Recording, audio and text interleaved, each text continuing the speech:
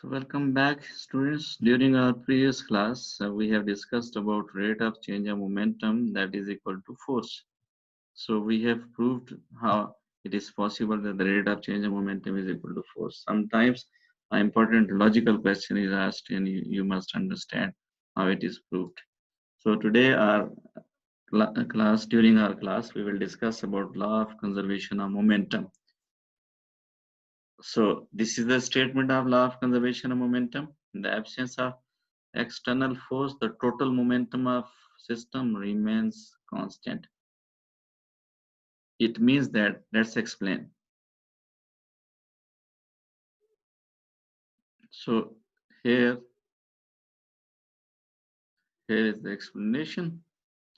If you look at, according to this, initial momentum of system is always equal to the final momentum.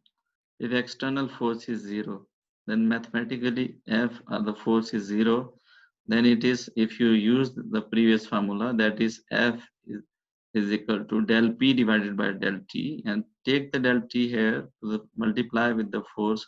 If the force is zero, then of course it will become, this side will become zero. This shows that the change of momentum is equal to zero.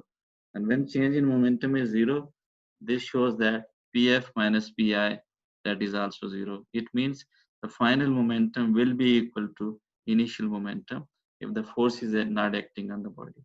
How it is possible? Look, let's consider an example to understand. Consider a body of mass m is initially at rest.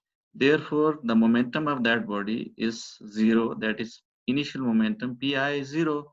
Now, due to some reason, the body is split into two masses, m1 and m2, moving with velocities v1 and v2 respectively. Then, according to law of conservation of momentum, final momentum will also be zero. So, because no force is acting on it, so the momentum is m1 v1. Suppose the body of mass m1 moving with velocity v1, the momentum of body A will be m1 v1. Similarly, the momentum of body will be B will be m2 v2, because what mass of body B is m2 and velocity along which it is moving, that is v2. Then it means that m1 v1 plus m2 v2, that is equal to zero, because the momentum is zero at the end. So m1 v1, that is equal to minus m2 v2. This shows that v1 is equal to m2 into minus v1, and then this v1 is equal to m2 divided by m1 minus v2. The negative sign shows that the objects are moving in opposite direction. There are number of examples to understand. It is also in accordance with Newton's third law of motion. Every action has reaction, which is equal in magnitude but opposite in direction. Like this is a balloon. Air escapes in downward direction. It applies some action, and due to reaction of the air, the balloon is moving in forward direction. Another example is the example of a rocket. The fuel burns at the backside. It applies, it's a source of action, and the reaction of the air acts on the rocket, which moves it in forward direction. So there is another example. When you fire a gun, the action of the gun is when the bullet is fired, and due to this, the reaction force moves the gun at the backside, and this reactional force due to which the gun moves backward, it is in accordance with law of conservation of momentum, because the momentum of the body must be conserved before and after elastic collision. This is the momentum before collision, and after firing it must be equal. So that's why it requires to make the momentum conserved. The negative sign shows that the objects are moving in opposite direction. Applications of law of conservation of momentum and air-filled balloon, it is one example. Firing of a gun recoils to the backside to make the momentum conserve. Principle of rocket or a jet engine, these are also examples of fuel burns, it is action. As a reaction, the jet moves with a faster speed. Similarly, the case for the firing of the gun. When you fire the gun, it's action. And after firing, there is a reaction through which your shoulder moves at the backward direction.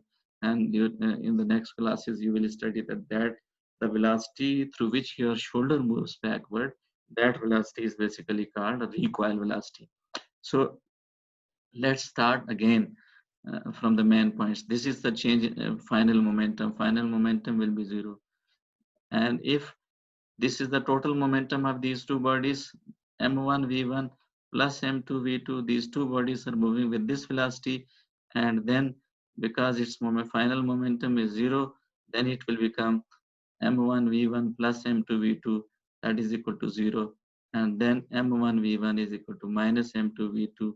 Now you are calculating basically velocity of the object after collision, that is v1 is equal to m2 minus v2.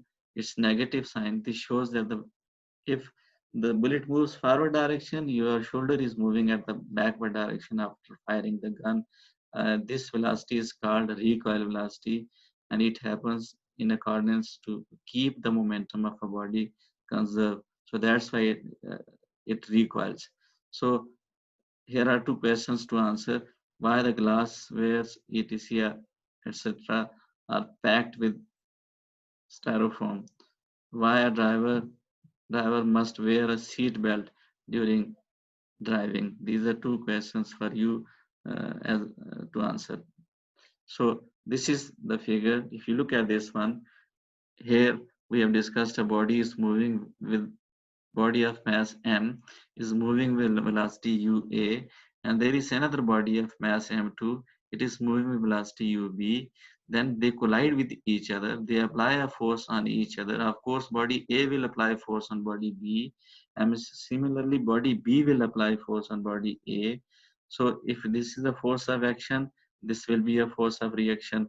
Look, if the body a is moving fast slower, body body B is moving slow or body A is moving faster, they will collide with each other. And after their collision, the body A which was faster, it will become slower. Body B which was slow, it will become fast. It means that the velocity of body A is changing, it is decreasing, and at the same time the velocity of body B is increasing. If one momentum of one body has decreased, the other one has increased. So this shows if you sum up, then the total momentum, this one before collision, it will be total momentum after collision. This is called law of conservation of momentum. Now let's understand by another way. If the momentum of body, this one is m1, body of other body b is m2. This body is moving with velocity v1. This will be moving with v2 because it's the only possibility they will collide if there is difference of velocity. One is slower, other one is faster. So that's why we are labeling it with V1 and V2. So when these two bodies collide with each other, as a result, the momentum is conserved. How it is conserved? Body A is applying force on B, and B is applying on A. A body which was faster, it will become slow. The body A and the body B, which was slow, it will become fast.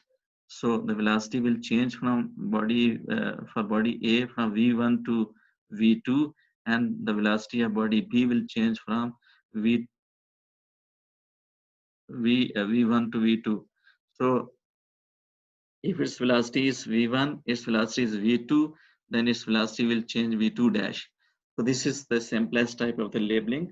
And when you will calculate the momentum before collision, its momentum will be m1 v1, its momentum will be m2 v2, and the momentum after collision, its momentum will be m1 v1 dash, and its momentum will be m2 v2 dash.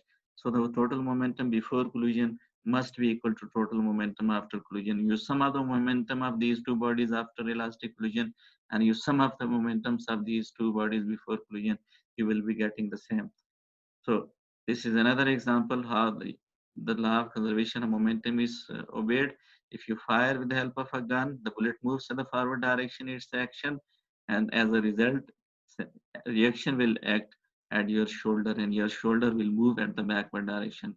So this, the velocity through which your shoulder is moving backside, this is called recoil velocity. Another example which we have discussed, that is the example of a rocket. Before firing, before moving, it's this one, its position is this one, And when it's allowed to burn, with the burning of the gases, it is applying some action force in the air. As a result, the reaction of the air, action of the rocket, it moves in the forward direction. So the total momentum in this case will also be the same, equal. So with this, we have completed today's topic. That was law of conservation of momentum, which states that the momentum of the bodies before and after elastic collision remains conserved. With this, our class ends, and I hope you people have enjoyed and you people have understood. Thank you very much.